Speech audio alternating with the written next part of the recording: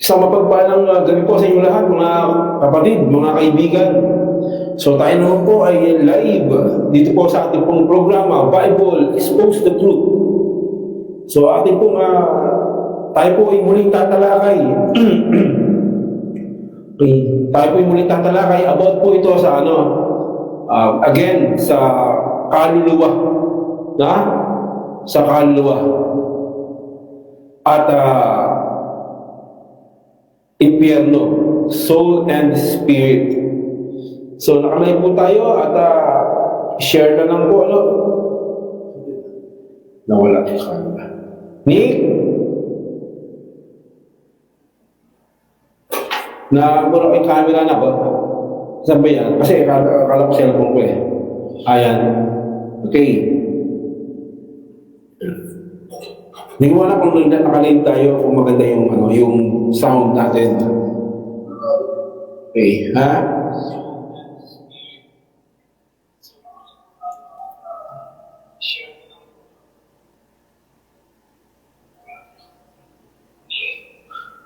So, meron po tayo ulit dito na ipapakita nung kahapon, no? Ito po si Pastor Kaed, no? Boss.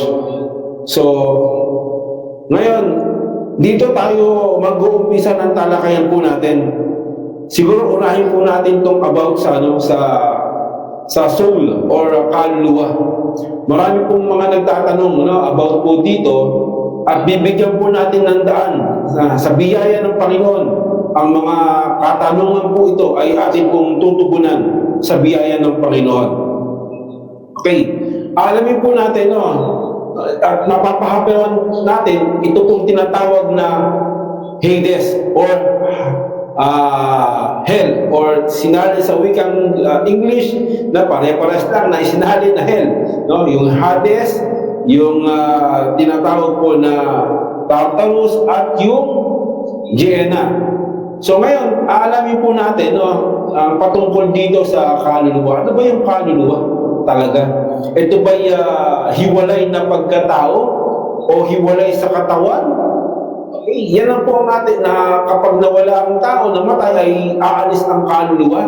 Yan po ba ang tinuturo ng Biblia, mga kapatid? Yan ba ang nakasulat even doon sa lumang tipan hanggang sa bagong tipan? Na ang kaluluwa ay aalis at para bagang hiwalay siya, bukod siya sa iyong sarili. Lalabas dalawa kayo, kumbaga. Pero ulitin po natin, ang mga Hudyo, diyan po nag-umpisa ang aral. So, dapat makikinig tayo sa mga Hudyo. Di po ba? 3:1 ng Roma. So, yung tinatawag po na immortal soul, itong kaluluwa na umaalis, na walang kamatayan, again, ito po ay lumabas, dito po kay Plato, na isa pong Greek philosopher about 400 BC to 300 BC. So, kita na, meron sounds? Empty bat? Okay.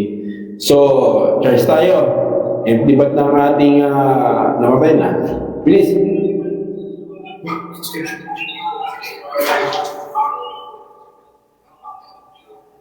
Okay, ako, halos dahil mabuot na, ilang parang 9% pa naman. Okay, yan ulitin natin. Ito pong salitang kaluluwa or immortal soul, nagsimula lang po ito sa panahon po ni Plato na isa pong Greek philosopher. Hindi po ito galing o mula sa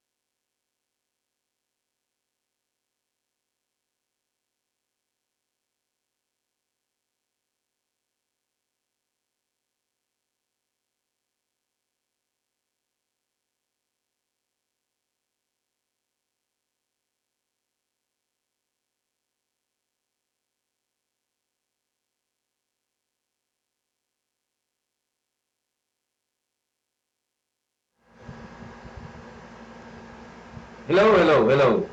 Mic test, mic. Saan natin? Tingnan mo may ano. Hello, mic test. Meron siya sa live? Meron? Hello, mic test. Meron po ba tayong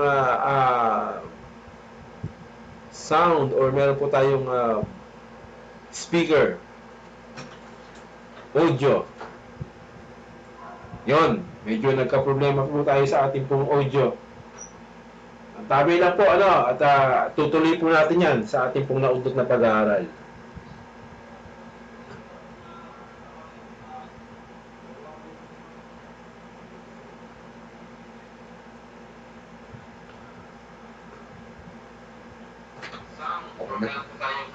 Okay, itong ating ano, itong ating dito lagay dito. Wala siyang ano, walang ano, hindi, walang ano to, camera, empty lang. Sabi lang po, ano, tutuloy po natin yan sa ating pag-aaral. Dali. Wag masira yung ating mga gamit na. Okay. Yun. So yun, tuloy tayo. So again, no? Wala. Ito pong tinatawag po na kaluluwa ng tao, no? Doon po tayo naputol. So again, sa aral po ng mga Hudyo, ng mga propeta ng una, wala pong tinutukoy dito na yung kaluluwa ay immortal soul or walang kamatayan. Galing na po ito kay Plato about 400 BC at inampun po ito ng about ng church father ng mga sinauna lalo na yung RCC. Ito po inampun nila, no, at kanila pong pinalawig ng gusto. At dito po marami po silang tinakot dito. Okay? Okay, diyan po nag-umpisa yan. So, sa Lumang Tipan, sabi ng Lumang Tipan, walang ganyan na immortal soul. So, alamin natin itong kaluluwa. Ano ba itong kaluluwang ito? Ito ba hiwalay sa tao na mayroong ibang pagkatao o hiwalay sa kanya na pag namatay, hihiwalay? Ito pong aral na ito, no, about, siguro, since nang ako'y makakilala sa Diyos, ito na po yung naging aral ko. Ito na yung naging aral ko, napakatagal na panahon. At kaya sa biyaya ng Panginoon, sa habag ng Diyos ay ipinakita sa akin ng Panginoon at pinaalam sa akin sa pamamagitan ng mga pagsisiyasat ng Biblia at ng ibang mga aral, ay nakita ko na iba pala talaga itong aral na ito. At wala itong basihan, no? Na merong mga basihan pero yung interpretation doon po nagkakatalo. Iba, no, yung interpretation ng tao doon sa Biblia. Magkaiba po.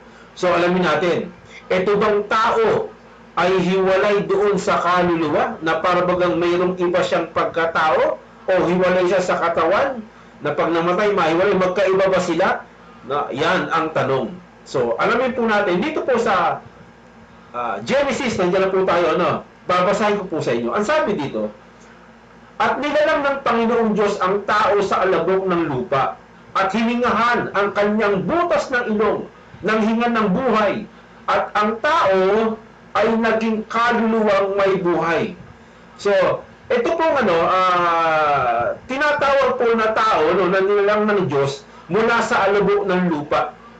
So, kahit nasa alabok pa siya ng lupa, no, ay tinawag po siya na ang tao. Ang tao, no? Itong taong ito, nung siya'y hingahan ng Diyos, ay tinawag ng Diyos na kaluluwang buhay. Ibig sabihin, mismo yung tao ay tinatawag na kaluluwang buhay.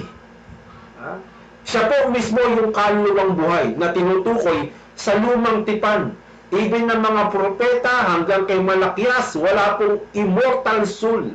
Nung natapos ang Tanak, about 500 BC, walang binabanggit po dyan na aral ng mga Greek, ng mga Hudyo, o ng Israel o ng mga propeta noong una na immortal soul.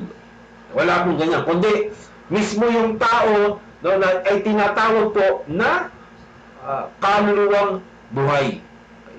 Nang siya'y hingahan ng Diyos. Okay. Ito Ito pong kaluluwa, no, basahin ko po sa inyo. No? Ang kahulugan po na binabanggit po dito, siguro dito po tayo sa kahulugan, no, ng kaluluwa. Ito po, no, sa 2 at 7, no, ito po, no, ay tinatawag po na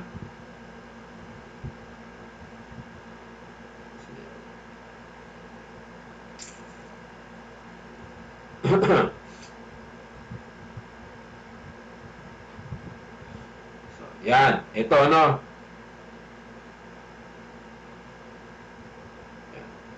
So, ang tawag po dito, no, mga kapatid, no,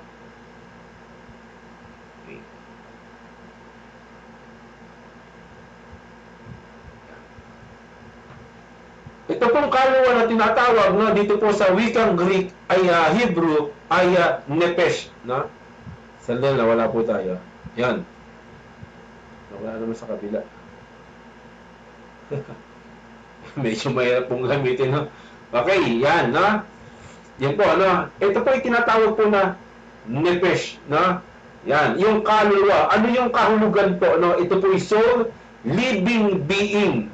Yan. Ito yung person, desire, emotion, from nephesh properly, breathing creature, animal of okay. Sabi po rito, no? Yan, body, no? Tinatawag po itong person, self, sarili, no? Yan, living being. Siya po ay tinatawag po na kaluluwa. Mismo siya, mismo. Itong kaluluwang ito, buo po ito, no? Ikaw mismo na merong damdamin, merong kalooban, merong pag-iisip, ito po ay tinutukoy dito na kaluluwa, ikaw po mismo. Ikaw yung buhay na kaluluwa. Itong buhay na kaluluwang ito, meron pong kamatayan. Kaya mali po yung aral, no, na tinatawag po na immortal soul na naggaling lang sa aral po ng isang Greek philosopher na si Plato. So mali po yun. Hindi po aral po ito ng lumang tipan o ng Biblia. No? Sapagkat itong nephesh na tinutukoy po ay ikaw po mismo. Ikaw yung living being, life, self, person, no? Passion, appetite, okay, desire, yung emotion, yung kalooban, no? Damdamin mo, ikaw mismo yun. Binubuo ka nun. No? Yung kaluluwa, binubuo nun nung siya hingahan ng Diyos, no? Nang hinga ng buhay. Naging siyang kaluluwang buhay. So yan po yung aral ng Biblia, no, about po dyan. Ngayon, alamin po natin, no, ang isa pang mga talata, ang marami pang mga talata, mga kaibigan, no, about po dito sa ating pong pinag-uusapan o sabihin na po natin na tinatalakay sa kaluluwa, no, bago po natin itong umpisa, no, itong ating video na nandiyan po sa ating baba. Yan. So bigyan pa po natin ng ng daan at ng kahulugan. Ito pong tinatawag po dito, no, sa 20, no. Kay basahin po natin, no. Dito po sa so, basahin po natin, dito po tayo sa puntahan po natin itong hope.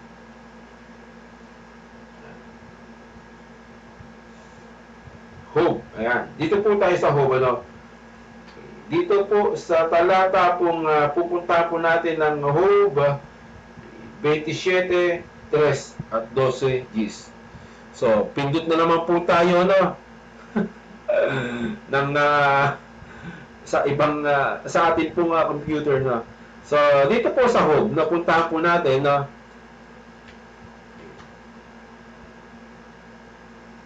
Sa talata, sa kabanata, no, na sa chapter po tayo ng 27, verse 3. Ang sabi po dito ay ganito.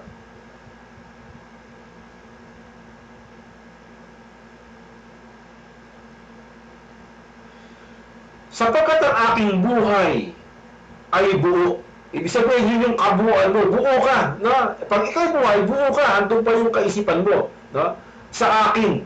Yan, yung buhay, buhay pa siya. At ang Espiritu ng Diyos ay nasa mga butas ng aking ilong. So yun po yung hinga ng Diyos, yung Espiritu ng Diyos. Siya po yung hinga, no, yung buhay na nagbibigay buhay sa iyo, na tulad ng sinasabi doon sa 2:7 ng Genesis, na naging kaluluwang buhay sapagkat siya hiningahan ng Diyos. Kaya ito pong Espiritu, ito yung hinga ng Diyos. Ito po yung tinutukoy na bumabalik sa Diyos. Kasi sabi ng ibang mga aral, no, yung kaluluwa dahil yung Espiritu na bumabalik sa Diyos. Eh kung ikaw yung masama, lahat babalik sa Diyos. Pati yung Espiritu ng masama, yung kaluluwa na babalik sa Diyos, yung ba yung kahulugan doon? Mali po. Mali po yung kahulugan, no, yung interpretation nila sa kanilang binabasa. Kasi kung magkaganon, at kung ganun nga, ito paano yung mga masasama, babalik sa Diyos, yung kaluluwa? Ibig sabihin, nandun sila sa Diyos. Eh, ang aral ninyo, nasa impyerno sila. Di mo ba? So, magkakakontra na ang aral ninyo pag ganyan ang inaral ninyo at ganyan ang inyong stand, no, about po dito sa kaluluwa. Ngayon, basahin na po natin, no, na ito pong Espiritu na tinutukoy na hinga, no, yung buhay, no, siya po yung hinga ng Diyos na sa butas ng ilong. Basahin po natin siguro dito sa Ecclesiastes. Yan. Tuloy na po natin, no. Uy, nawala. Sandali lang, ha. Not found. Ano bang ano na ito? Kawikaan. Ecclesiastes, ito po yung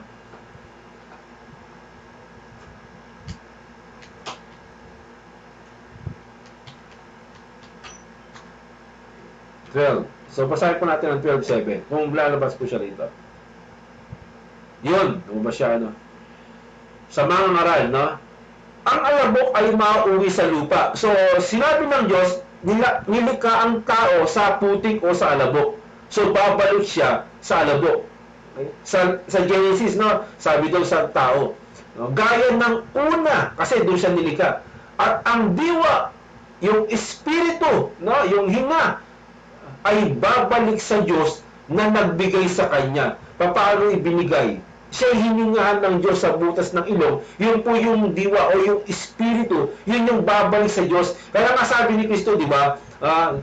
Panginoon, Ama, sa iyong kamay, pinagtatagubili ko ang aking espiritu. Yung buhay. Yan, no, na tinutukoy yung hinga. No, ipinagtatagubili sa Diyos. Yun yung babalik sa Diyos. Hindi yung kaluluwa, yung espiritu tinutukoy nila na kaluluwa. Pag kahit masama, babalik sa Diyos, ganun po ba yun? Eh, sabi nyo, sa impyerno yun. Di ba ba? So, kontra na yung aral nyo, patungkol dyan, kapag yun po ang inyong pong pinilit na aral po ninyo. No? Yan, dyan po kayo magkakaiba o mapupuntusan, no, sa inyong aral. Pagka ganun po, ang naging aral po, sa ganung bagay, no? So, ngayon, ito, no? Patutunayan pa po natin, no, bago po natin buksan ito pong ating video. Okay? Basahin po natin dito rin po, ano, sa 12:10, no, ng Job. Balik tayo, no? Basahin po natin ang 12:10 ng Job. Bigyan lang po natin, no, napakaraming talata po nito, no, nagpapatunay, no? Nasa kamay niya, no, ang kaluluwa ng bawat bagay. Ibig sabihin, no, ang tinutukoy po itong kaluluwa, again, ito po ay, ang kaluluwa tinutukoy, again, ito yung person na living being, no, yung damdamin mo, kalooban mo, yung buhay. No? So, nasa kanya ang kaluluwa ng bawat bagay na may buhay, no, na mayroong hinga. No?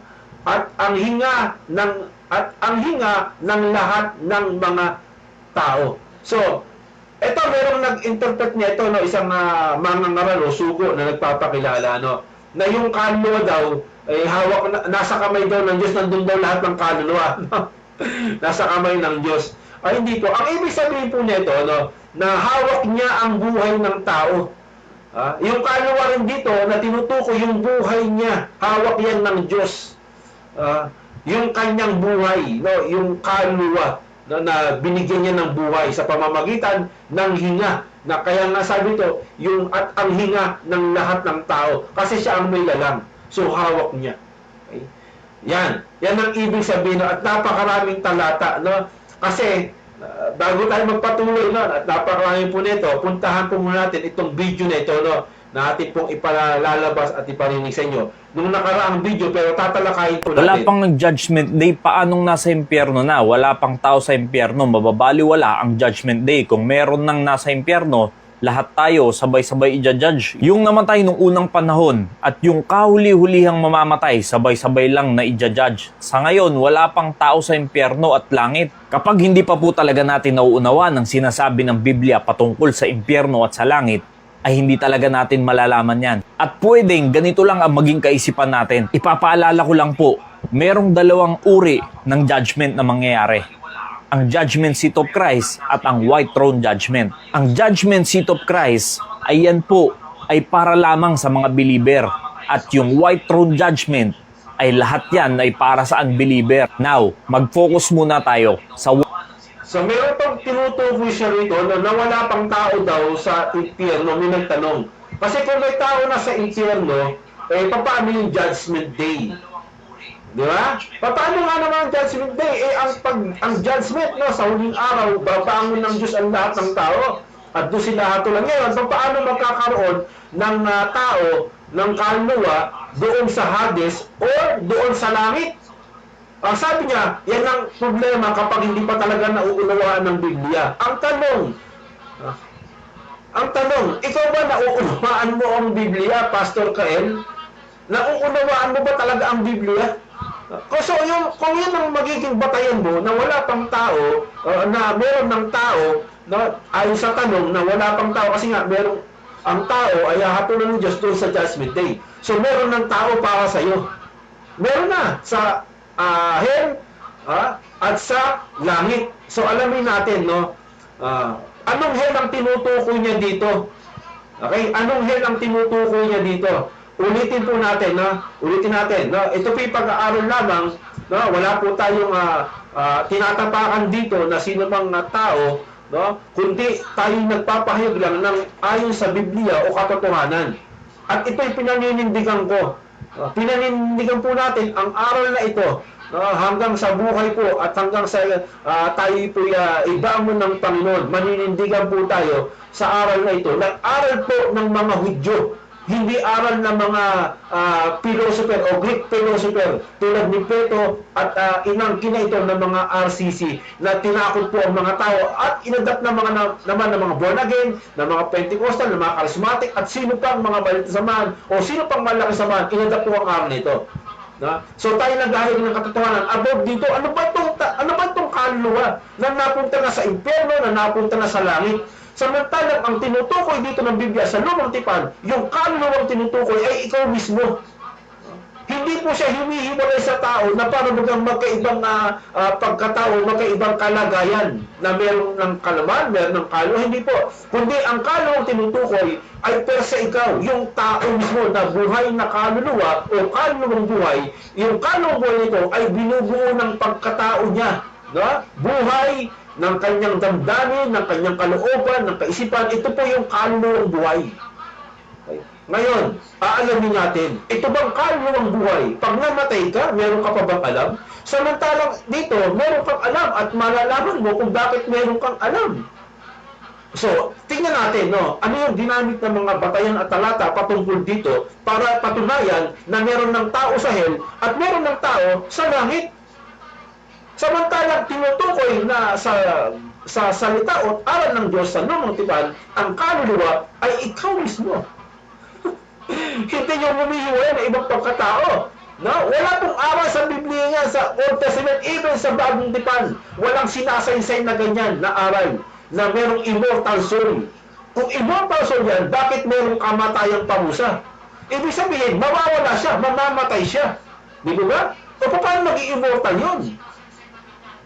Ngayon, ano ba yun? No? Bago natin ituloy, babasa mo muna tayo ng talata. Ano ba ang aral ng Kristo rito? Sige, tingnan po natin, no? At sa inyo pong lahat, pakinggan po ninyo ang aral ng Panginoon patungkol po dito. Okay, dito po tayo sa 3:16 ng Juan. Ang sabi dito, sapagkat gayon na lamang ang pagsintan ng Diyos sa sanlibutan, for God so loved the world, no? na ibinigay niya ang kanyang bugtong na anak, that whosoever believe in Him, no, sa kanyang anak, no, na sino mang sumampatay sa kanya ay huwag mapahamak.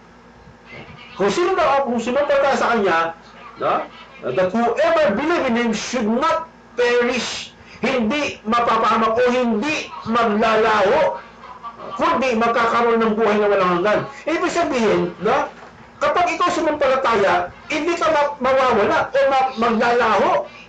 Hindi ka mamamatay, hindi ka mawawala o magpaparusahan ng ikalawang kamatayan. Bakit po? No, bakit po? Kasi nanampalataya ka, pero kung hindi ka mananampalataya, ikaw ay ang wika maglalaho o mawawala. Yan. No? Hahatulang ka ng ikalawang kamatayan. So, yun yung tinutukoy doon. No? So, kailan naman mangyayari yan? Yan ang tanong. So, sasagutin din po natin lahat yan. Sasagutin po natin. Abutin man tayo ng ilang part po dito. So, balik po tayo sa isa pong video dito. Word na hell. Hindi lang po kasi isa ang ibig sabihin ng hell. Hindi pag sinabing hell, ayun na yung dagat-dagatang apoy. In the New Testament, sa Greek word, merong iba-ibang kahulugan ang hell. Merong Hades, merong Gehenna, at merong Tartarus. Pero sa English word, lahat yan ay ginamit lang as hell. Pero yung tatlong yan ay magkakaiba ng pinapatungkulan.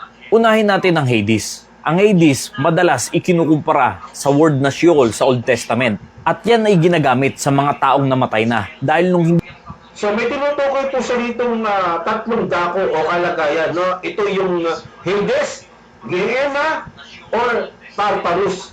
Meron daw tinutukoy na tatlong hell. Ulitin natin, no? Yung hell, no? Nasalitang hell, no? Ito po ay nagkakandak lang at lumabas lang sa about 1000 AD. No? Diyan po lumabas yung salitang hell. So, ginawa ng mga relihiyon noon, no? Na itong Hades, itong Gehenna, itong Tartarus, ginawa nila isang salita lang, ginawang hell. Sabi niya, hindi lang daw isa ang hell. Tatlo yan, no? Yan, alamin natin, no, yung tatlong hell. Sinabi niya kung ano yun eh. Hades, o Sheol. Sa wikang Greek, sa Hebrew. Ano pa? Gehenna at Tartarus. Tingnan po natin, tuloy po natin ang pag-aaral pong ito. Di pa bumababa ang Panginoong Kristo para kunin ang paradise papuntang langit at ang lugar ng mga pumanaw na ay nahati ng Great Gulf Fix na ang mga nasa hell ay hindi makakaparoon sa paradise at ang mga nasa paradise ay hindi rin naman makakaparoon sa hell. At yan ay mababasa sa Luke chapter 16 verse 26. Pero dahil hindi nakasama doon ang paradise dahil inakyat na ng Panginoong Kristo sa langit, pag sinabing hell ngayon, yan ay lugar ng mga unbeliever at marami na pong tao ngayon sa lugar ng Hades. Isa na po dyan, yung rich man na ginamit sa chapter 6. Yan. Tignan po natin yung kanyang aral, no? Ito daw, itong paradise daw, kinuha ng Diyos. Ngayon wala namang kinukuha ang Diyos na paradise kasi itong paradise na tinutukoy nila, binagbigay siya ng talata doon sa Lucas 16, 19 patuloy, about po doon sa Hades. So yung Hades doon, sa wikang English, ay tinutukoy po itong impyerno o hell. So doon sila nag-base. So pag sinabing Hades, ay impyerno yan. Di ba ba?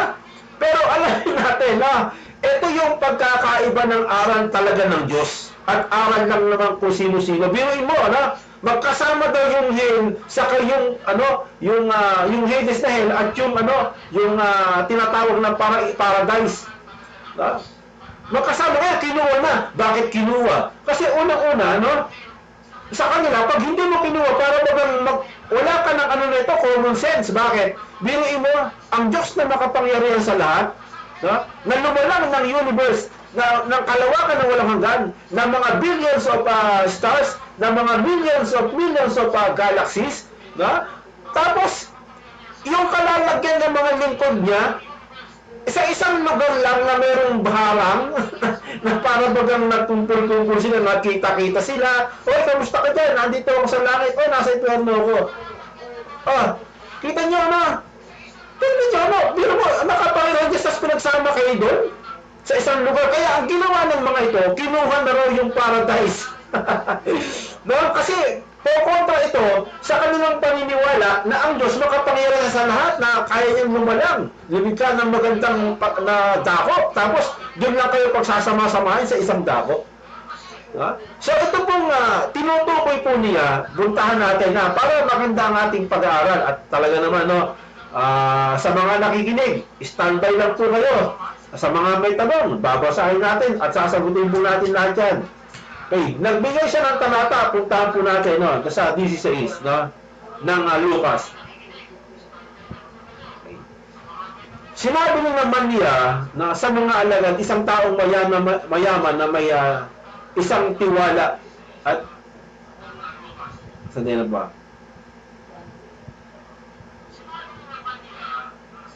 Sa 16 po ng Lucas na.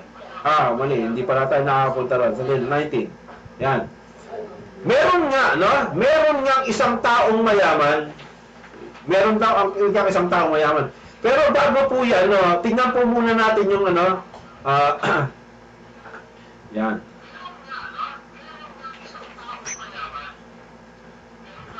Sa taas po,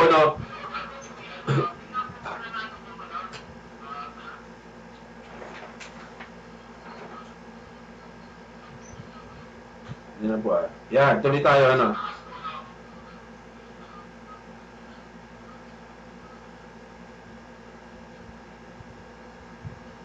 Sa 19, saan lang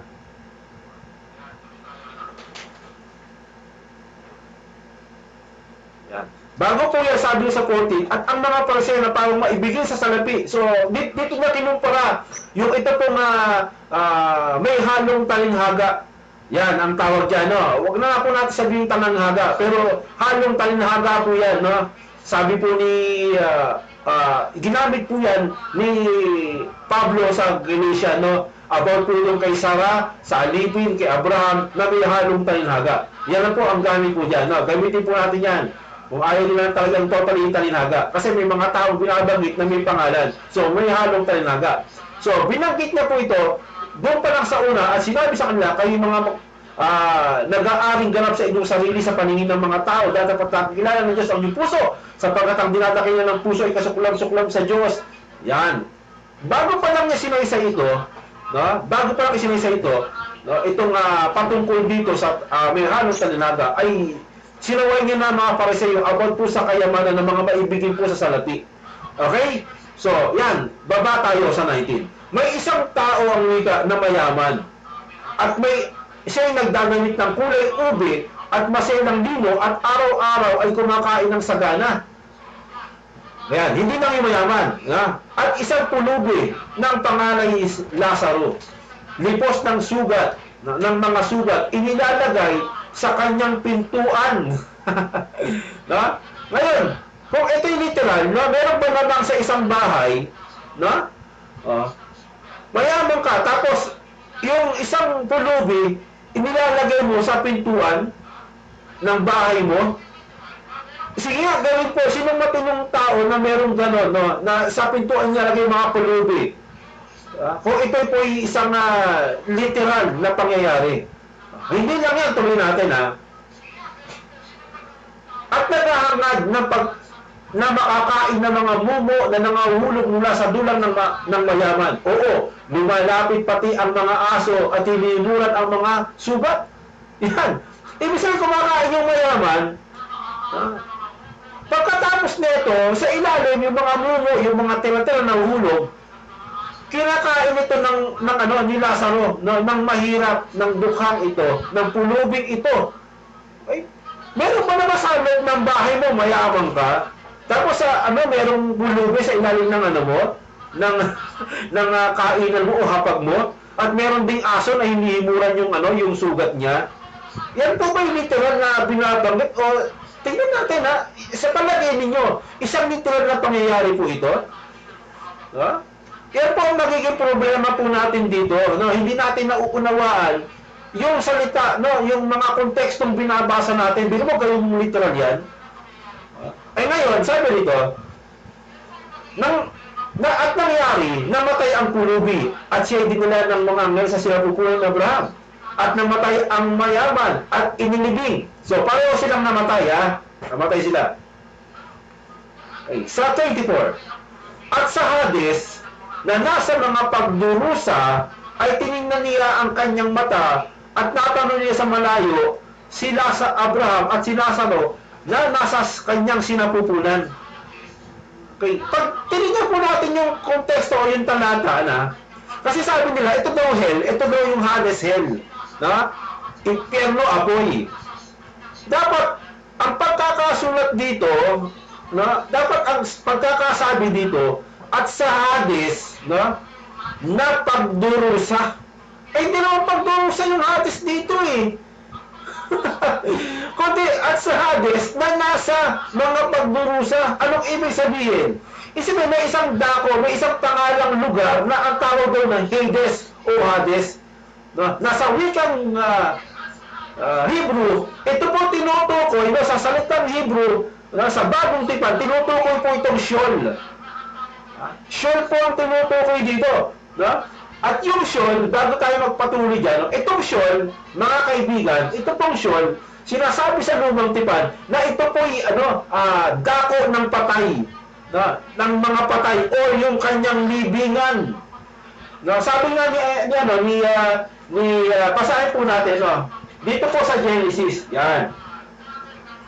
Okay. Basahin po natin sa Genesis, dito nila po siguro sa aking pong Biblia, kasi magta-type na naman tayo dito, Okay, basahin, sundan nyo na lang po ako, sa ating pong pag-aaral. Basahin po natin, sige, kung meron po kayong mga aklat dyan, basahin po natin. Dito po sa Genesis,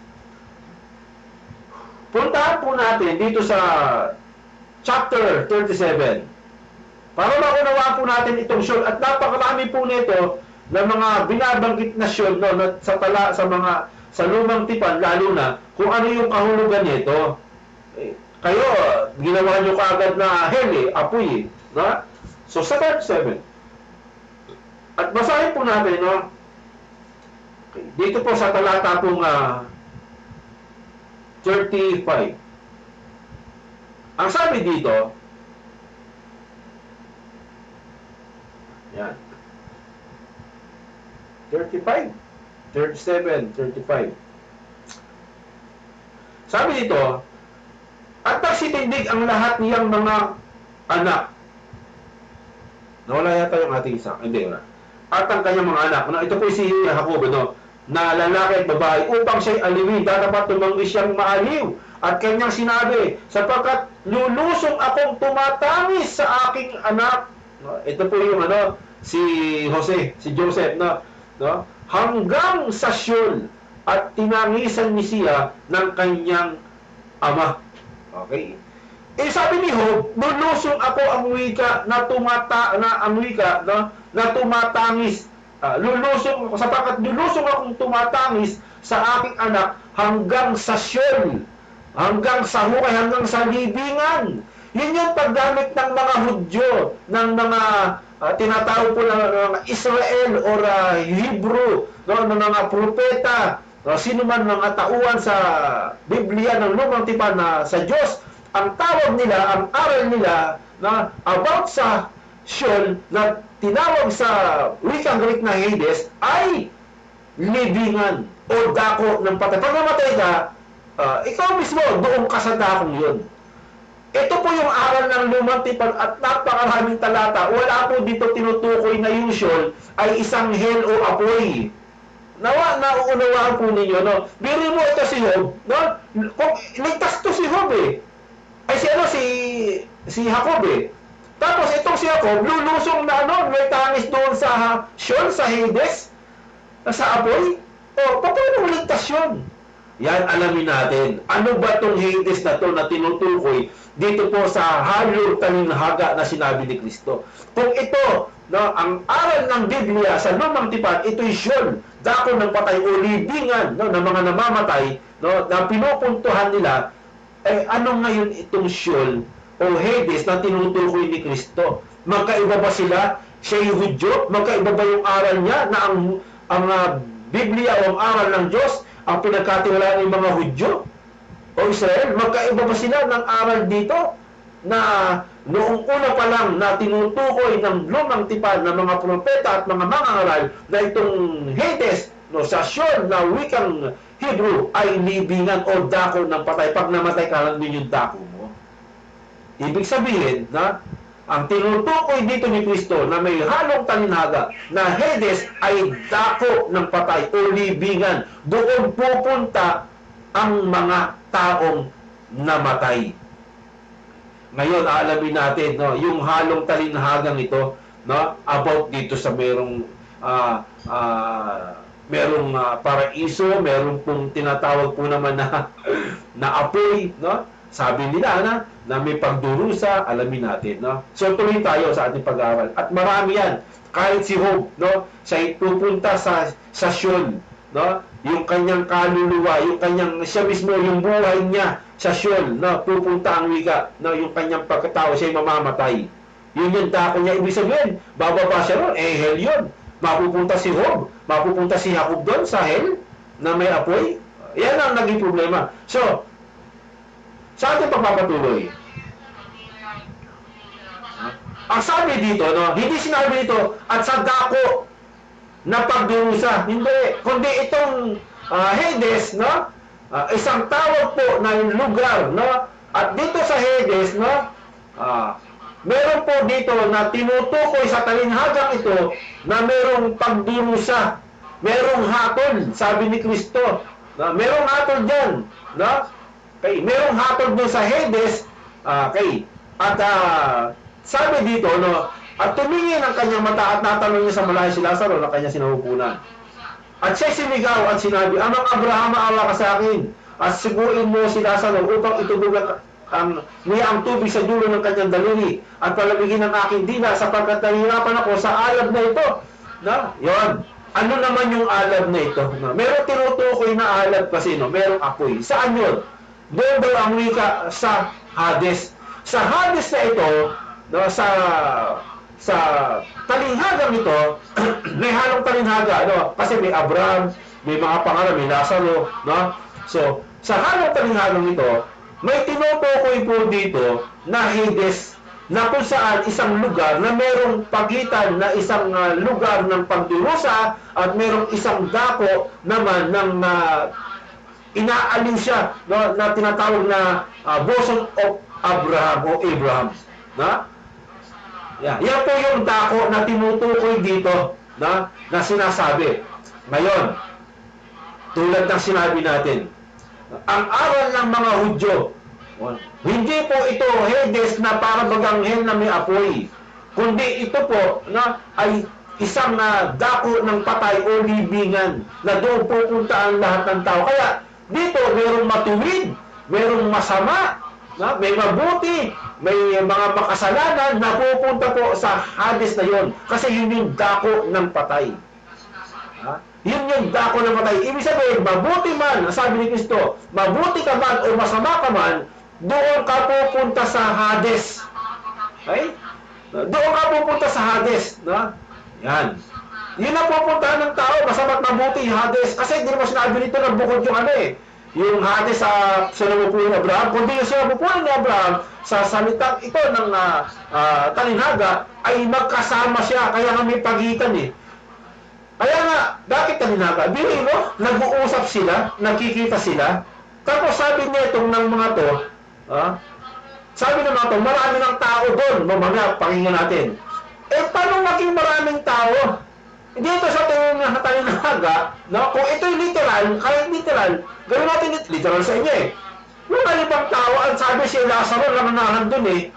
Tapos sabi mo, marami ng mga tao doon, naghihirap, pinahirapan, may mga uod, may mga ganito, may kwentong barbero. Wala namang ganun eh. Sabi marami ng tao eh, si Lazaro mga tinutukoy doon. Kasi nga, symbolical lang po ito. Opo, symbolical. So dito, lahat ng tao mamamatay at pupunta sa Hades o sa Sheol, tulad nila Abraham, tulad nila Jacob, tulad nila Job. No? Pupunta sila doon sa Sheol. Doon po sila pupunta sa dako ng kamatayan. Ngayon, bakit tinukoy na apoy? Yun na po yung paghatol. After po ng Hades, kasi ibubulig dyan, kamatayan po yan yung Hades. Tinutukoy kasi kamatayan yan eh. After nyan, no, sa lalabas na po yung tinatawag niya na Gehenna o Gehenna na tinutukoy po na kamatayang walang hanggan. Yung parusa o tinatawag na hatol ng Diyos sa masasama na bubuhayin kasi natin. So, tinutukoy dito, no, pag namatay ka, napunta ka sa Hades, ibabangon ka. So, ang mangyayari dito, kung ikaw'y masama, ang tinutukoy ni Kristo, kapag masama ka tulad ng mayaman, ang sinambang mong Diyos kayamanan, ang pupuntahan mo ngayon, no, ay apoy. Apoy. Pero hindi po tinutukoy na Hades ay apoy. Wala, hindi nga Hades ng pagdurusa yan. Nasa Hades, no, na nasa mga pagdurusa. At Hades na nandun naman yung mga matuwid. Magkasama yan. Isa lang po yung Hades niya, nandun yung matuwid at masama, no? Ibig sabihin, nandun yung kanilang, naghihintay sila ron. Okay? Naghihintay po sila ron. No? Ito kasing Hades, kamatayan po yan eh. No? Pupunta lahat dyan sa kamatayan. Inaral yan, si Kristo, isang Hudyo, alam niya yan. Alam niya yung Hades, ito yung Sheol. Aral niya ng mga Hudyo, mula pa sa kanyang mga ninuno kay Abraham, kay Jacob, even si Job. Alam ni Kristo yan, yung Hades, yan yung Sheol na tinutukoy niya, ito yung kamatayan. Ito yung kung saan dako na mamamatay lahat, pupunta lahat ng masama't mabuti. Okay? So yan, ito'y talinhaga. No? So yung apoy, after po ng Hades ibubuli dyan, yung apoy, ito naman po yung apoy, ito na po yung tinatawag na ikalawang kamatayan. Kasi ito yung unang kamatayan eh. Yung kamatayan sa Hades, yan yung unang kamatayan yung ating kaluluwa. Mismo tayo, no? Yung binubuo natin, tayo, sarili natin, being, living being, yung damdamin, yung ating kalooban or isipan, tayo mismo. Tayo po mismo, no, ay datako doon sa Sheol o sa libingan o sa kamatayan. Doon po siya dadako. Ngayon, ano yung talinghaga naman ito na may tinutukoy na apoy na pagdurusa? Opo. After po ng Hades, ipinakikilala dito ni Kristo, kapag ito'y gumawa ng masama, gumawa ka ng labag sa Diyos at di ka nanampalataya kay Kristo, tulad ng mga Pariseo na matatakot sa lapi, ikaw naman, pag ikaw'y namatay, ikaw naman ay tutungo doon sa apoy. Apoy ang pupuntahan mo. Yun ang tinutukoy lang ni Kristo dito. Kamatayan, then judgment. Sabi nga ni Pablo, no, na ang tao ay minsan na mamatay at pagkatapos ay paghukom. Pagkatapos ng Hades ng kamatayan, sunod paghukom na, apoy na po yun. Kaya dito inilawanan ni Kristo, no, yung sasapitin, no? Yung sasapitin mo ng mayaman. Kung ang sasapitin niya ng isang mayaman na hindi gumawa ng kalooban ng Diyos, hindi para sa Panginoon, ay apoy. Apoy. At ang sasapitin naman ng pulubi na si Lazaro ay buhay na walang hanggan. Wala nang hirap. Yan lang kasi tinutukoy ni Kristo dyan, hindi yung kung ano-ano pang kwentong barbero na pinasasabi nyo. Si Hudyo si Kristo, alam niya yung aral ng lahat ng Hades o ng Sheol. Huwag niyong bigyan ng sariling paliwanag ninyo. Kasi ang aral ng galing sa Hudyo. Alam nila yung Sheol. Libingan yan, kamatayan yan. So kung ito yung literal, bili mo gagawin mong literal, nag-uusap doon. Anong Diyos yun? Merong nanglilikha ng kalawakan, billions of stars, millions of Milky Way. Therefore, yung binigay sa mga namatay na sinasabi ng kaluluwa, napakalitad ako na magkasama pa yung mga nasa apoy daw ng pagdurusa, nasa impyerno, magkasama, nakikita sila at maraming mga tao ron. Sabi mo, literal yan. Paano naging maraming tao? Si Lazaro lang ang tao dyan. Siya lang inahan dyan. Di ko ba? So, tingnan natin yung konteksto, yung mga aral dito, yung mga salita dito. Walang sila sabi maraming tao dyan.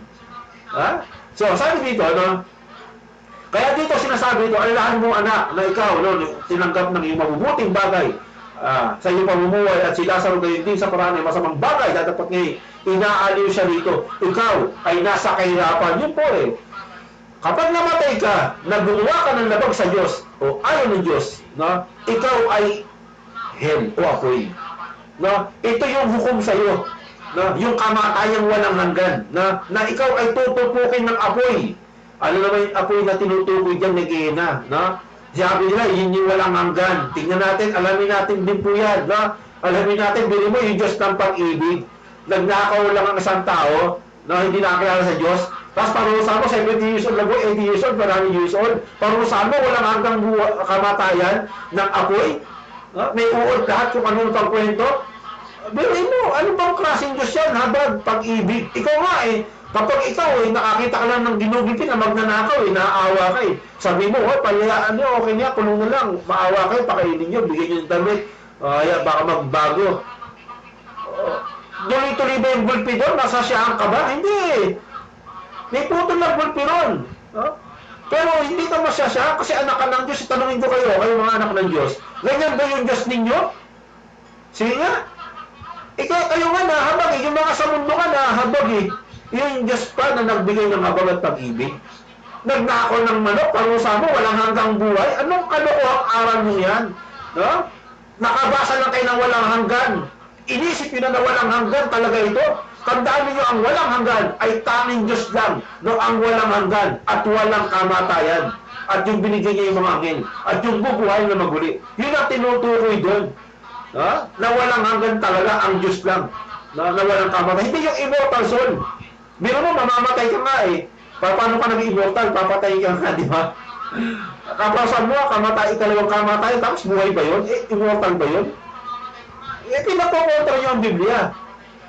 So dito, titignan po natin, no? Ngayon, bukod dito, no? Nag-uusap, yung daliri, ilulubog, ibig sabihin, abot mo nilasa mo yung magkalapit lang sila. Sabi, hindi, magkalayo yan. Gano'ng kalayo? Paano nagkakarinigan? Hindi, yung taingan nila, yung kaisipan na mata nila, parang lawi yan, parang agila. Malayo na natin yan.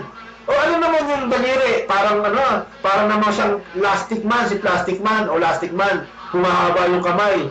Gano'ng kalayo. Yung daliri, gaganon. No? Kasi ginawa yung literal, kaya nagiging tempo yung mga aral ninyo. No?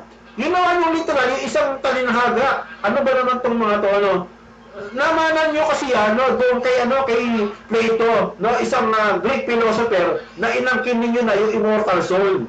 Walang kamatayan, dyan na yung daliri, gaganon, nagkakarinigan.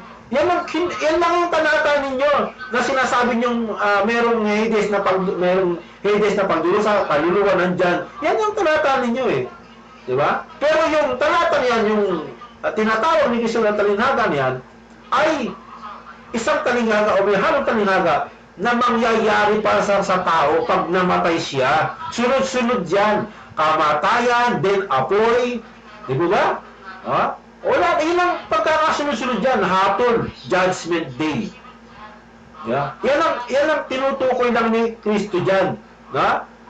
Pero may malaking bangin, sabi niya, at walang ibig na tumawid-wad dyan, dini hanggang dyan sa inyo ay hindi maaari. Gayun din walang makatawid mula dyan hanggang sa amin.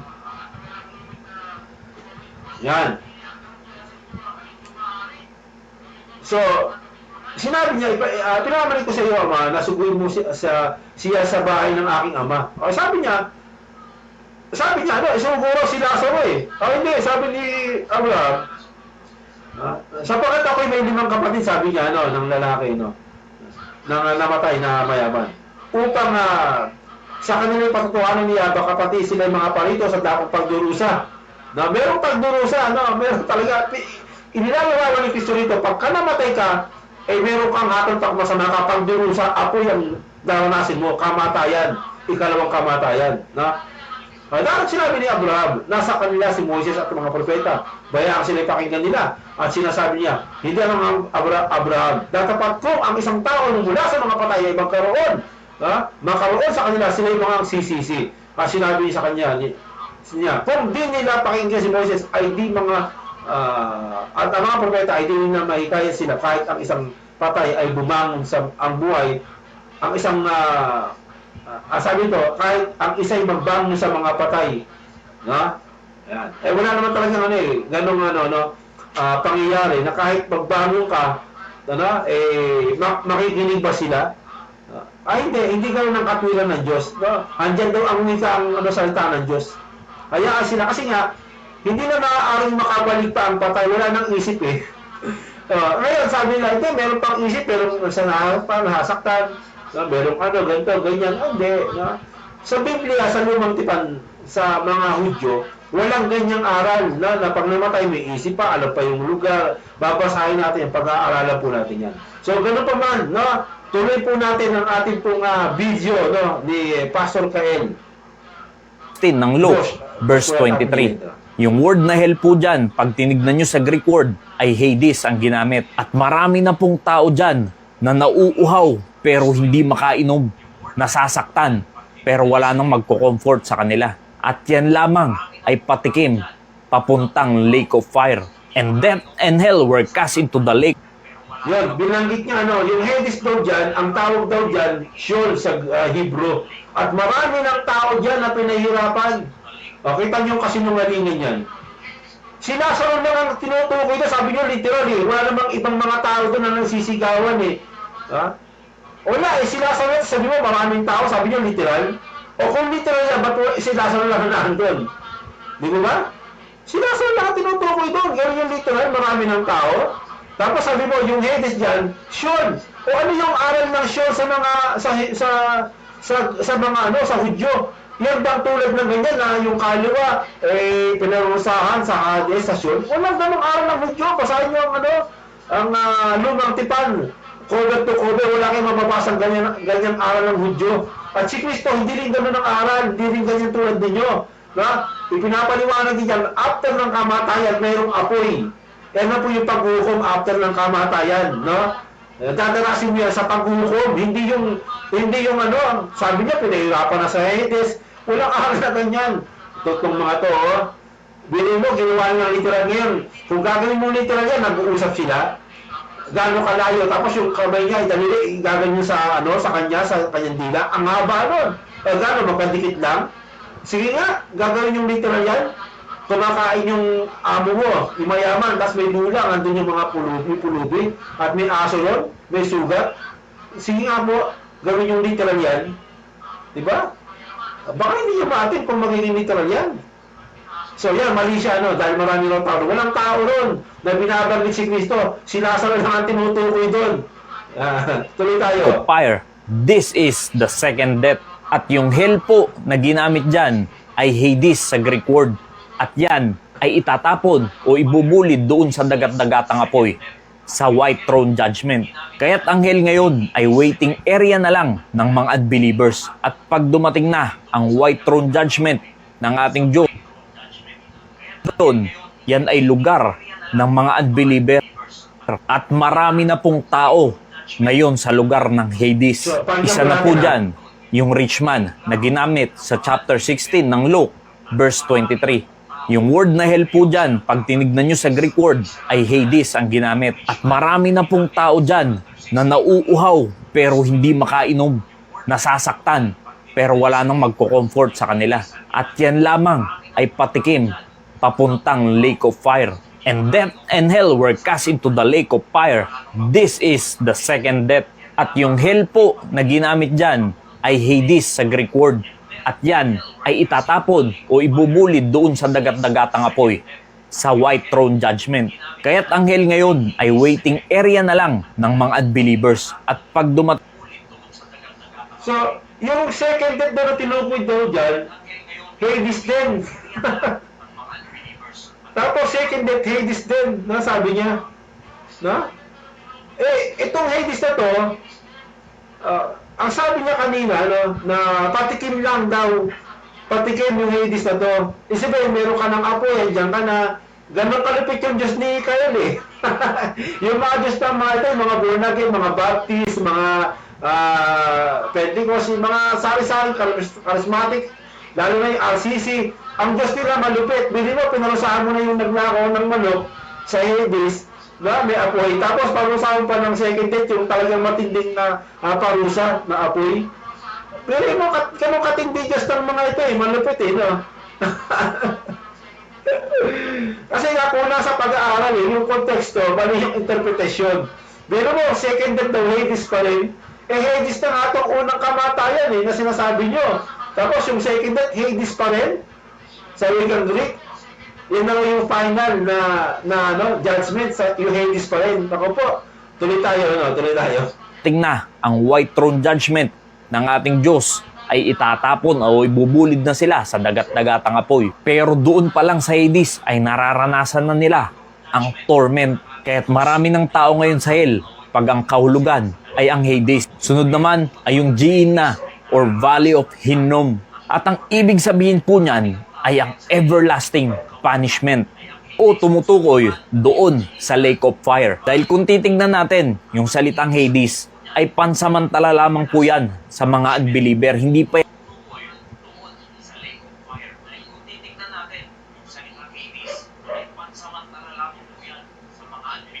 Ay, nawala na ka.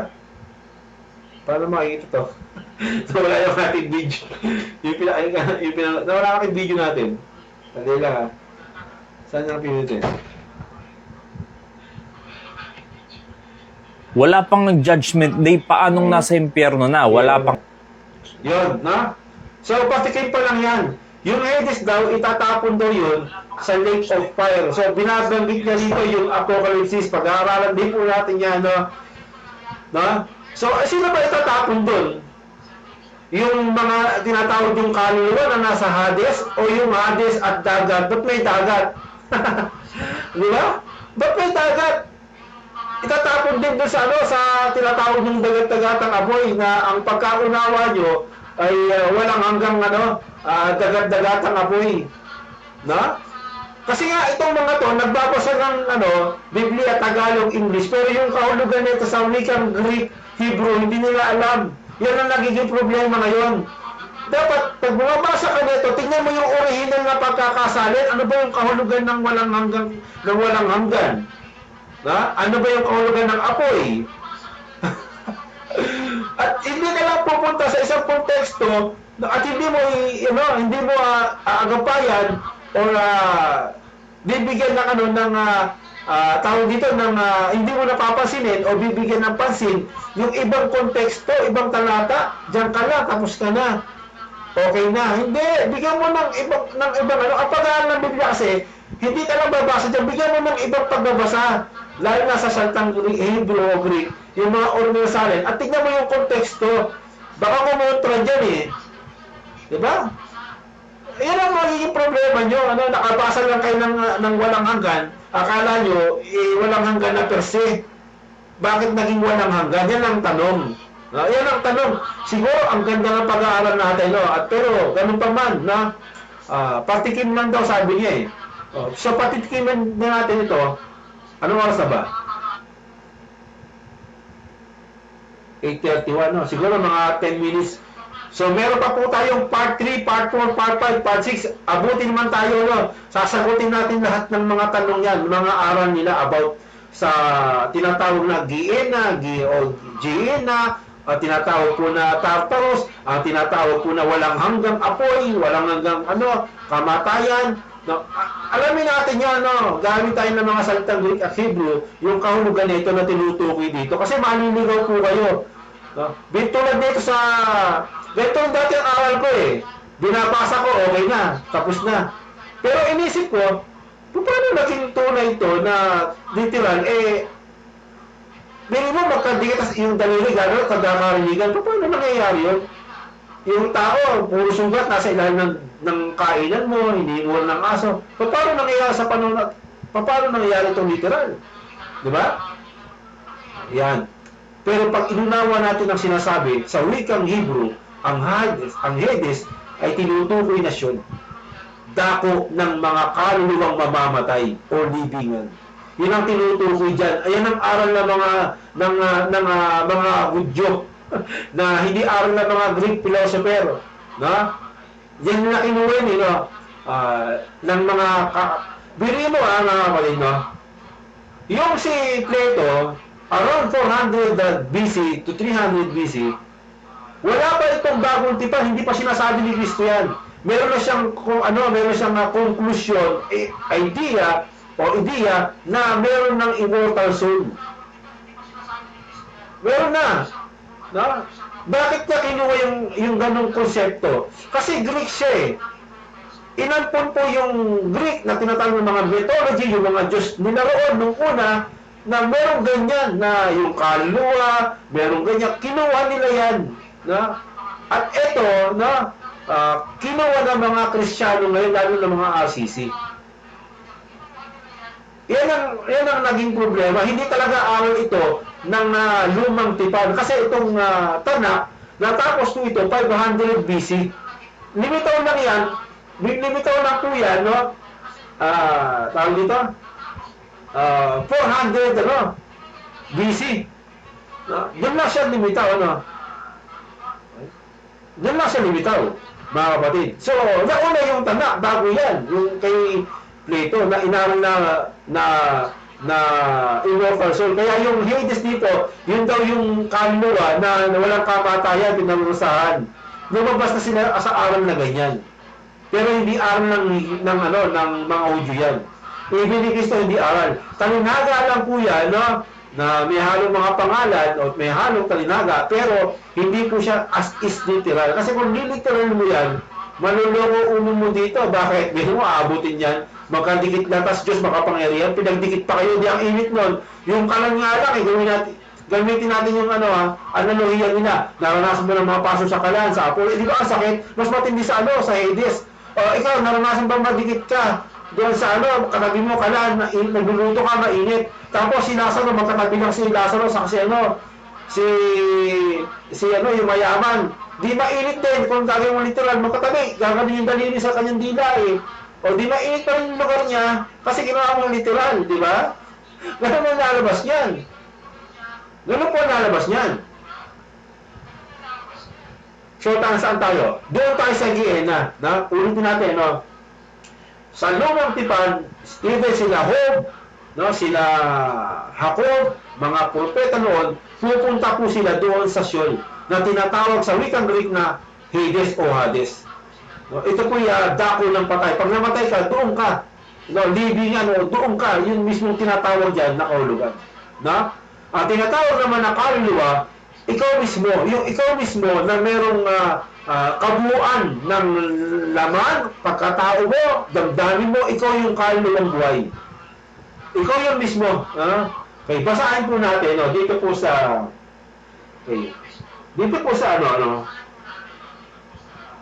sa Panagoy. Punta po tayo dito sa Panagoy. Okay, sa taas tayo.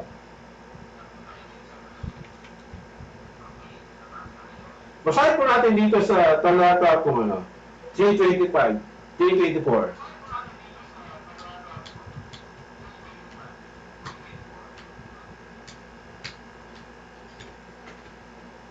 Sabi dito, ang Panginoon ay aking bahagi. Sabi ng aking kaluluwa. Yan. Tingnan po natin So may tinutukoy po rito na sinasabi po dito 324. Ang Panginoon ng wika ay aking bahagi. Sabi ng aking kaluluwa. Sabi niya, sabi ng aking kaluluwa. So yung kaluluwa tinutukoy. Kaya ako'y, so yung kaluluwa, siya yun. Sabi ng aking kaluluwa, kaya ako'y, yung kaluluwa, kahit ako'y aasa sa Kanya. 25. Ang Panginoon ay mabuti sa kanila na naghihintay sa Kanya. Sinong kanila na tinutukoy na siya, ako? Ang Panginoon mabuti na naghihintay sa Kanya. Sinong kanila to? Sinong ako? Na tinutukoy po dito ni Solomon na ang Panginoon bahagi, sabi ng aking kaluluwa. Sino yung aking? Sino yung kanila na naghihintay? Na sa Kanya, ang Diyos. Saan? Kanino? Sino yung kanila? Ito po yung, ang sabi dito, sa kaluluwa. Sino yung kanila? Sino yung tinutukoy na ako, si Solomon, at yung kanila, yung mga tao umaasa Kanya? Sila po ang wika, sa Kanya, sa kaluluwa. So, ang tawag sa kanila, kaluluwa, na humahanap sa Kanya. Ibig sabihin, ikaw mismo, si Solomon mismo, si Job mismo, si Jacob mismo, si Adam mismo, na kaluluwa ang tawag sa Kanya. Na mayroong kaisipan, may nagpaghintay, may damdamin, siya po yun mismo, yung kaluluwa. Hindi yung para ba espiritu na kaluluwa, na walang ganyan ang aral ng mga Hudyo, na ang lumang tipan na espiritu na kaluluwa. Walang ganun. Wala pong ganung aral, mga kapatid. So, mag-ingat tayo. So, ito mismo ang tinutukoy doon na kaluluwa. Yung kaluluwang buhay na mayroong hinga. Yan po yun ang tinutukoy dyan na sinasabi po doon, no? Nabababa sa Sheol. No? So, yung tinutukoy ng kanina, no? At sa Hades, ibig sabihin, kapag ginawa natin pong itong literal, binabanggit po dito na Hades, no? At sa Hades, isang lugar na mayroong mga dalawang parte na pagdurusa at kaaliwan, pero isang lugar, ito po yung Hades na yun, yung kamatayan po yun. Yung nadadakwa po yun ng mayaman at mabuti. Hindi mo sinabi na yung ang Hades ng napagdurusa. Yung Hades, parang ang dating sa mga pastor na to, yung Hades na pagdurusa. Yung Hades na pagdurusa. Hindi, libingan po yan. Dako yan ng patay. Pag namatay ka, nandun ka sama-sama yung mga patay doon, no? Na tinutukoy po na kamatayan, yung Hades. Pero kung kamatayan yung Hades, hindi mananaig to kay Kristo. No? Sabi nga, kahit sa church, di ba? Yung pintuan ng Hades, hindi mananaig sa kanya. Di ba? So yun ang tinutukoy. Hindi po ito lugar na pagdurusa, hindi. Ito po yung dako ng mga tao na napatay, na nakaluluwa, nandun po siya. At ito yung matibay dyan, basahin ko po sa inyo, para lalo pong matibay nyo, maging maunawaan po ninyo ang tinutukoy dito. Okay?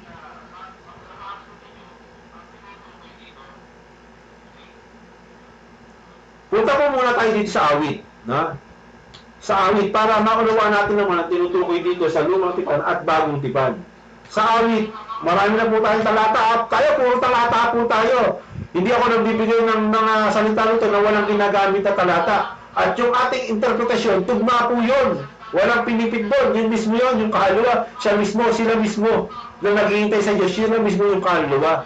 At tinatawag na kaluluwa yung buhay, damdamin, pagkatao, siya mismo, sarili niya, na living being. Siya po mismo yun, yung kaluluwa na tinutukoy. Basa tayo. Sabi po dito sa 16 na awit 10. Sapagat hindi mo iiwan ang aking kaluluwa sa Sheol, hindi mo man titiisin ang iyong banal na makakita ng kabuluhan. So, sino yung tinutukoy dito?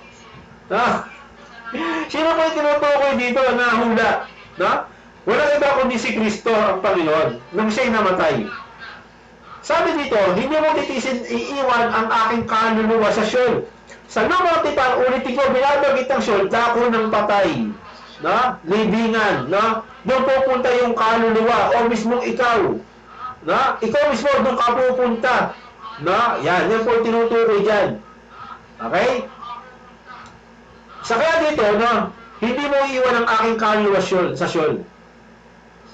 At hindi mo titiisin ang iyong banal na makakita ng kabulukan. Ibig sabihin din yung katawan, handun yung kanyang yun po mismo yung kanyang kaluluwa na siya mismo na hindi mo titiisin makakita ng kabulukan.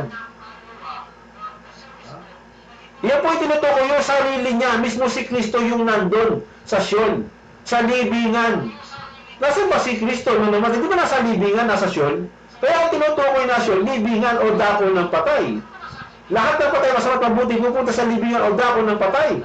O sa Sheol o sa Hades. Kung ang Sheol dito, na ginawang Hades sa Greek, sa salin, kung yan ay Sheol, kung yan ay Hades ng pagdurusa na apoy, ibig sabihin si Kristo, yung kaluluwa niya, yung kanyang katawan, na andun sa pagdurusa. Diba? Pati yung katawan niya, nasa Hades, nasa pagdurusa. Ganun ang lalabas dyan, mga kapatid. Okay. Ano yung katunayan nito ng pangyayari? Basahin natin. Dito po sa Gawa. Okay. Sa Gawa 2, basahin po natin sa 27. Verse 27.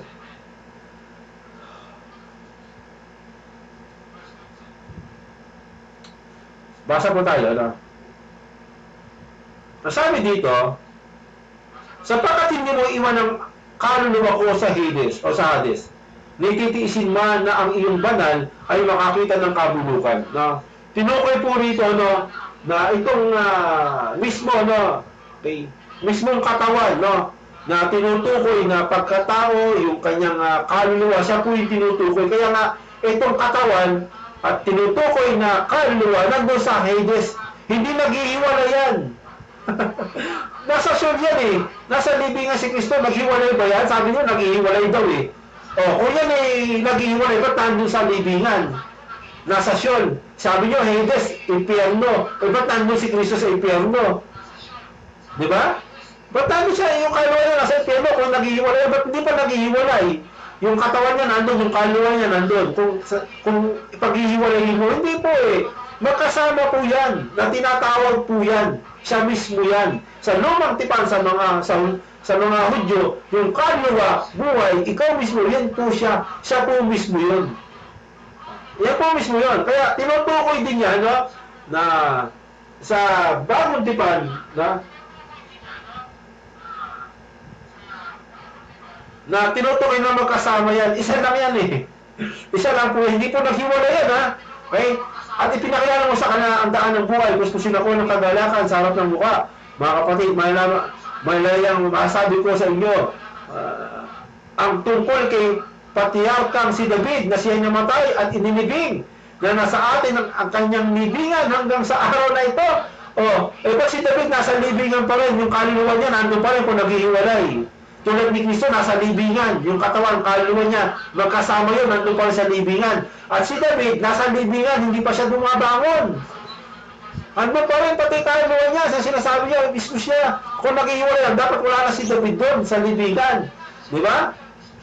Palibasa ng isang propeta at sa pagkaalam na panunumpang isinumpa sa Diyos sa kanya, na sa bunga ng kanyang baywang inuluk-ulok niya ang isa sa kanyang luklukan. Palibasay, nakita na niya ito at nagsalita tungkol sa pagkabuhay na muli ni Kristo na siya hindi pabayaan sa Hades ni ang kanyang katawan ay hindi nakakita ng kabulukan. So, ilang araw po ba si Kristo sa Sheol o sa libingan o sa Hades? 3 araw po siya, di po ba? At doon pa rin, hindi umakit sa langit yung kaluluwa, di po sa impyerno. Doon pa rin, katawan niya, makasama yan, kasi siya mismo yan eh. Yung katawan hindi nabulok. Yan mismo, yung kaluluwa, hindi po yan nakakita ng kabulukan, mga kapatid. Hindi po nakakita ng kabulukan. Pati si David, yung libingan niya, nandun pa rin. Paano si Kristo, yung kaluluwa, na siya mismo, yung kanyang katawan na magkasama, hindi naghiwalay. Ganon din si David. Hindi pa bumabangon kasi ang pagbabangon sa huling araw, mga kapatid. Pagdating ni Kristo. Ganon po ang sa huling araw, sabi ni Kristo. Ay, babangon ko yan, sabi niya kay Maria, di ba, si Lazaro namatay. Yun nga si Lazaro, di ba, ginamit niya sa talinaga.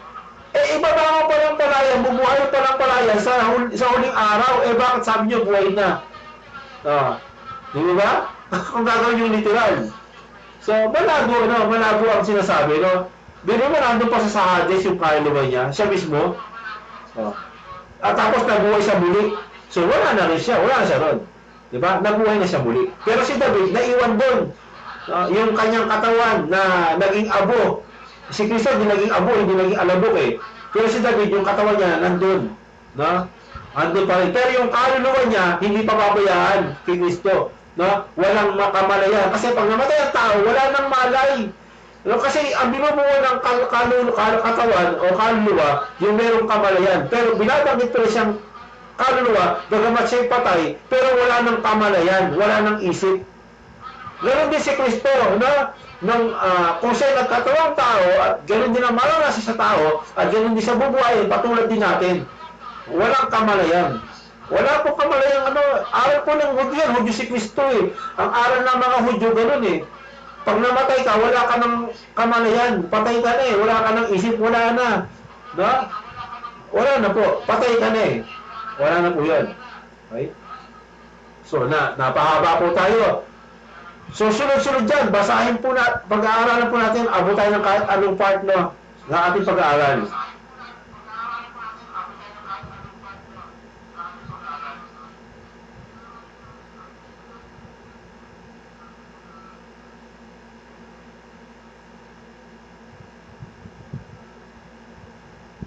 Okay. Shout out po tayo, James Sanchez. Okay. Brother Siren, shout out po sa inyo. James Sanchez, tama yung ang espiritu yon ay hingan ng Diyos. Nababalik sa kanya kung tao ay mamatay. Opo, yun yung hinga ng sa butas ng ilong. Kung paano yung si Adan, hiningahan, yun po yung espiritu na babalik sa Diyos. Pero yung katawan, babalik sa alabok tulad ni Kristo. Tulad ni David. Pero si Kristo hindi nakakita ng kabulukan. Pero yung hinga niya, sabi niya ni Kristo, Ama, unto your hand, I commit my spirit, ipinagtatagubilin ko ang aking espiritu, yung hinga ng buhay, diwa, babalik po sa Diyos yun. Pero yung katawan, nasa Hades yun, nasa dako ng patay o libingan. Magiging alabok yun, no? Pero si Kristo hindi inabot ng pagkakabulok. Bulok pa lang, hindi inabot, alabok pa, hindi po. So, dahil ito, ang tao, yun ay natutulog o patay. Kasi natutulog, ibig sabihin natutulog, patay po yun. No, patay po ang tawag doon. Tulad ni Lazaro, no, siya ay natutulog, ibig sabihin patay. Okay. Ibabangon siya sa huling araw sa Judgment Day, sa pagpalito ni Kristo. Sabi niya, no, hinintay niya ang rapture para sa body of Christ, para sa Judgment Day. So may tama ka po doon, no, James Sanchez, no. Meron kang tama ron, hindi naman tama na sa mundo, no? Tama po yung sinabi nyo, na ito pong, pero yung rapture, ibig sabihin yan, kasi sa inyo, no, ginagamit yung rapture, ito po yung masiding kaligayahan, no, sa English. Pero yung rapture na ginagamit yan, caught up, no, sa biblical verse or biblical word, ang tawag po dyan, sa sinasabi yung rapture ay caught up, na pag-agaw. Okay? So, kung yan ay rapture sa inyo, kaya po yung sa Biblia, caught up, aagawin sila. So, yung mga patay, na, bubuhayin yan. Na, bubuhayin po yan, sasalubong sa langit. At yung mga nabubuhay, na, yung mga yan, aagawin ng wika ng Panginoon. Nasasalubong sa Kanya. So, yun yung rapture na tinutukoy nila na caught up. So, sa Judgment Day. Tuloy tayo. Shout out Wendell Javier, chorus. Shout out Ismael Domon. Shout out Eliseo Sanchez. Shout out tayo kay Brother Romeo Taunera. Shout out kay Brother Seren. Ha? Okay. Si Brother Seren na mag-i-emoji na naman.